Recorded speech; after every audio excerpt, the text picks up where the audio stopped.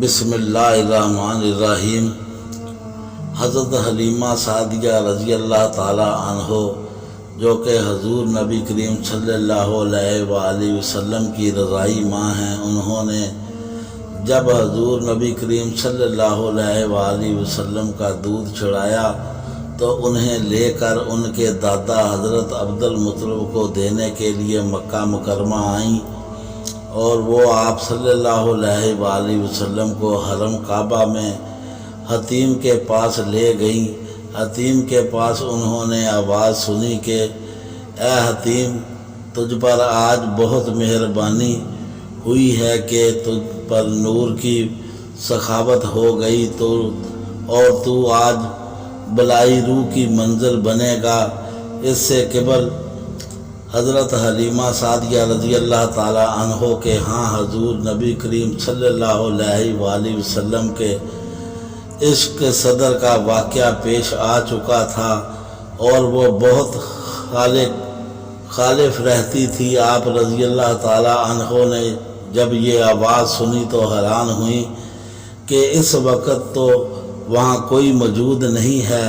حضرت حلیمہ سعدیہ رضی اللہ تعالی عنہ اس آواز کی تلاش میں حضور نبی کریم صلی اللہ علیہ وآلہ وسلم کو زمین پر بٹھا کر نکلی، اور ہر جانب سے بلند آوازیں ان کے کانوں میں سنائی دے رہی تھی، لیکن آواز دینے والا نہیں نظر آ رہا تھا۔ وہ حیران و پریشان واپس لوٹی تو حضور نبی کریم صلی اللہ علیہ وآلہ وسلم اپنی جگہ پر موجود نہ تھے۔ آپ رضی اللہ تعالی عنہ غم کی شدت سے نڈال ہو گئیں اور رونا شروع کر دیا کہ میرا یہ گوہر کون مجھ سے لے گیا۔ مکہ سے کہا کہ ہمیں اس کا کچھ علم نہیں، اور نہ ہی ہم جانتے ہیں کہ یہاں کوئی بچہ موجود تھا۔ آپ رضی اللہ تعالی عنہ نے جدائی کے غم میں اتنے آنسو بہائے کہ دیگر لوگ بھی آپ رضی اللہ تعالی عنہ کے غم میں شریک ہو گئے۔ اس دوران ایک بوڑھا عربی لاٹھی ٹکاتا ہوا آیا اور شدت غم کی وجہ سے دریافت کی۔ حضرت حلیمہ سعدیہ رضی اللہ تعالی عنہ نے بتایا کہ میں محمد صلی اللہ علیہ وآلہ وسلم کی دائی ہوں اور انہیں ان کے دادا کے سپرد کرنے آئی تھی۔ حتیم میں مجھے عجیب و غریب آوازیں سنائی دی تو میں بچہ چھوڑ کر ان آوازوں کے متعلق معلوم کرنے نکلی، اور جب واپس آئی تو بچہ یہاں موجود نہیں تھا۔ اس وجہ سے پریشان ہوں کہ اس طرح مجھ پر کیے گئے اعتماد کو ٹھیس کون پہنچا سکتا ہے۔ اس بوڑھے نے کہا کہ تم غم نہ کرو، میں تمہیں ان کے پاس لے چلتا ہوں جو اس بچے کے متعلق ہمیں بتا دے گا۔ حضرت حلیمہ سعدیہ رضی اللہ تعالی عنہ راضی ہو گئیں، اور وہ بوڑھا انہیں مکہ مکرمہ کے مشہور عروضی کے سامنے لے گیا اور کہنے لگا ہم اپنے گم ہونے والوں کا علم اسی سے پاتے ہیں۔ میں نے اس بت کو سجدہ کیا اور کہا کہ اے عرب کے خدا، ہم نے تیری وجہ سے بے شمار ہلاکتوں سے نجات پائی، اور تیری مہربانیاں اہل عرب پر بے شمار ہیں، اور تیرا حق ادا کرنا ہم اہل عرب پر لازم ہے۔ یہ اپنے گمشدہ بچے کے متعلق جاننا چاہتی ہیں، اور اس کا نام محمد صلی اللہ علیہ وآلہ وسلم ہے جو ہیں۔ اس بوڑھے نے آپ صلی اللہ علیہ وآلہ وسلم کا نام لیا۔ بت اوندے منہ گر پڑا اور کہنے لگا کہ اس بچے کو کیوں تلاش کرتا ہے جس کی وجہ سے ہم ذلیل و رسوا ہو گئے۔ جو واقعات بتوں پرستوں نے ہمارے ساتھ دیکھے ہیں وہ ختم ہو جائیں گے، اور ان کے نام والے کی وجہ سے ہمارا یہ مرتبہ ختم ہو جائے گا۔ اللہ کے یہاں سے چلے جاؤ۔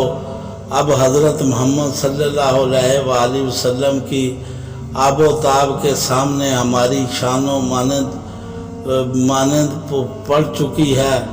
بوڑھے نے جب بت کی باتیں سنی تو گھبرا گیا اور اپنی لاٹھی پھینک دی اور کانپنے لگا۔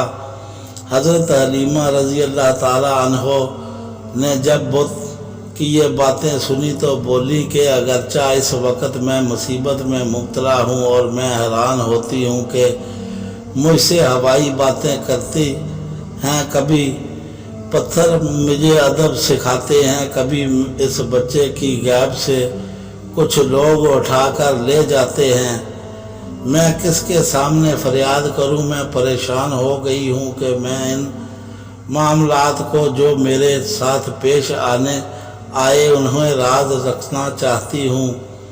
میں بس اتنا کہتی ہوں کہ میرا بچہ گم ہو گیا ہے اور میں اس کے علاوہ کوئی اور بات نہیں کرتی، اگرچہ لوگ مجھے پاگل ہی کیوں نہ سمجھیں۔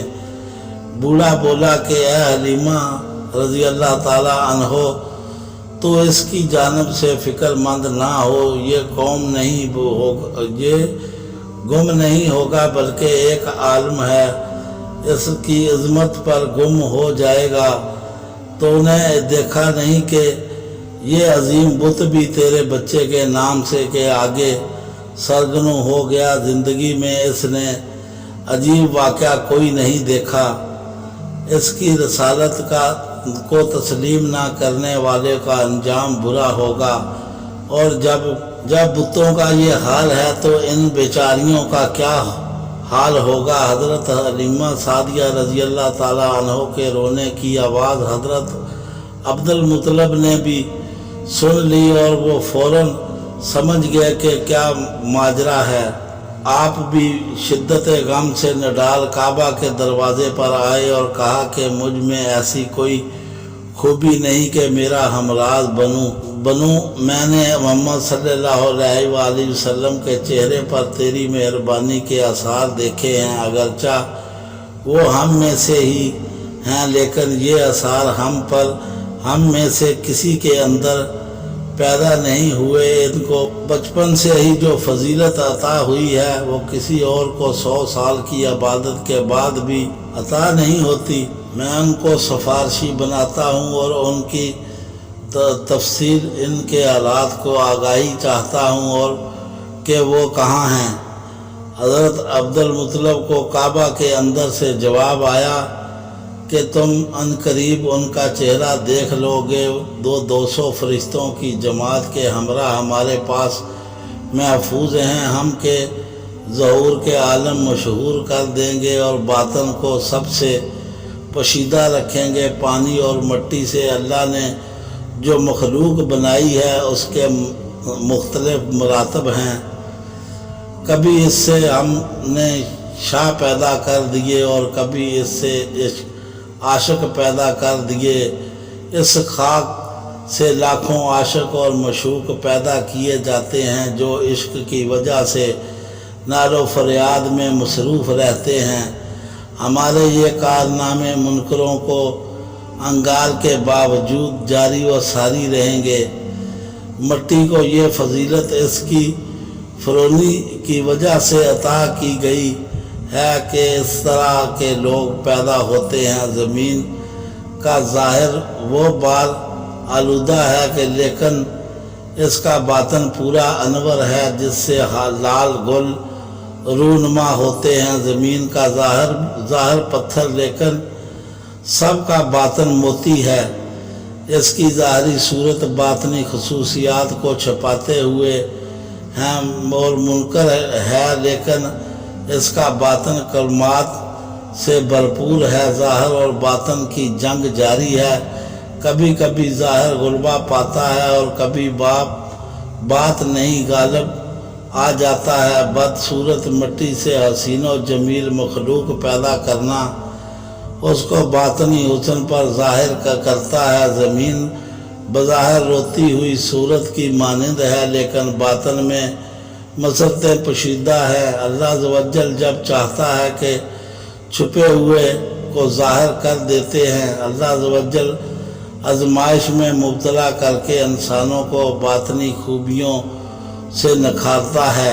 زمین نے بے شمار باکمال فرزند پیدا کیے، لیکن حضور نبی کریم صلی اللہ علیہ وآلہ وسلم جیسا کوئی نہیں پیدا کر سکی۔ زمین اور آسمان کے ملاپ سے جب حضور نبی کریم صلی اللہ علیہ وآلہ وسلم کا ظہور ہوا تو دونوں نے خوشی کا اظہار کیا۔ حضور نبی کریم صلی اللہ علیہ وآلہ وسلم کی پیدائش میں زمین کا عروج عطا کیا، کیونکہ اس کے ظاہر و باطن اللہ عز و جل کی جنگ کر رہے تھے، اور جس کے ظاہر و باطن میں اللہ عز و جل کے لیے باہمی جنگ ہوں، اس کی روح پوری نور ہوتی ہے اور اس کے نور کو زوال نہیں ہوتا۔ حضرت عبد المطلب نے حضور نبی کریم صلی اللہ علیہ وآلہ وسلم کے متعلق دریافت کیا تو انہیں آواز آئی کہ غم نہ کریں، وہ فلاں میدان میں فلاں درخت کے نیچے ہیں۔